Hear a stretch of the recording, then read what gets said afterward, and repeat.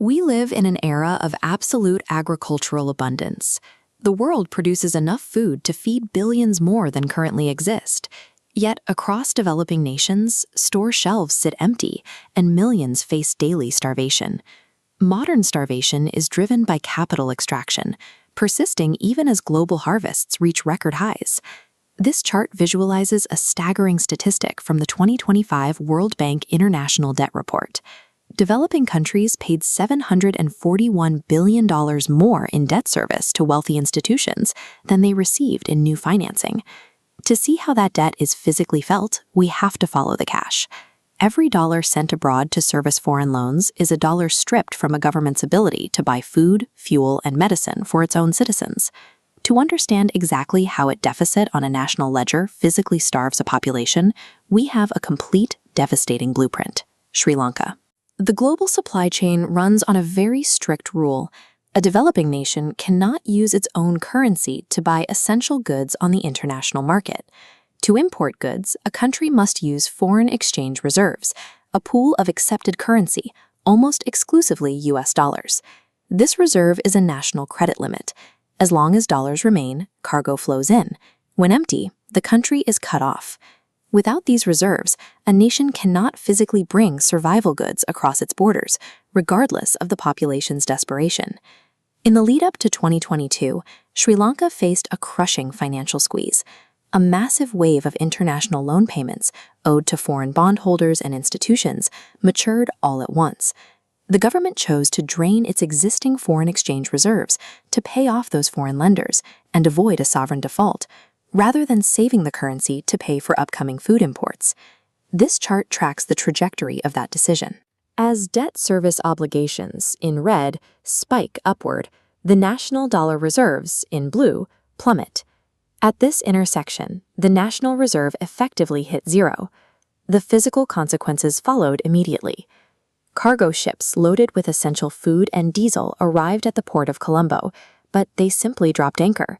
The government lacked the accepted currency to authorize the offloading. Resources to sustain the population were anchored just miles offshore, but the capital required to process their entry had already been sacrificed to international ledgers. With the supply chain frozen, basic food staples vanished from domestic markets almost overnight. The deprivation rapidly cascaded into the energy sector. Unable to import fuel to run power plants, the island plunged into severe nationwide rolling blackouts. Without gasoline and diesel, the country's internal logistics and transportation networks were completely paralyzed. This level of sudden deprivation sparked mass civilian uprisings. Millions poured into the streets, targeting the officials who prioritized foreign hedge funds. The crisis culminated when civilians physically stormed and overtook central government institutions, physically collapsing the state as the president fled. Sri Lanka's societal collapse was the predictable, mathematical outcome of a system that honors foreign debt before domestic survival. What happened in Colombo 3 years ago is now the daily reality for dozens of other developing nations standing on the same precipice.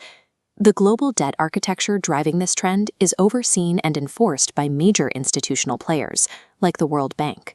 Alongside them, the International Monetary Fund secures this ecosystem through strict lending conditions, trapping vulnerable economies in a cycle of borrowing just to service interest. This map illustrates how the exact same Papani drain pipeline that destroyed Sri Lanka is active across Africa, Latin America, and Asia.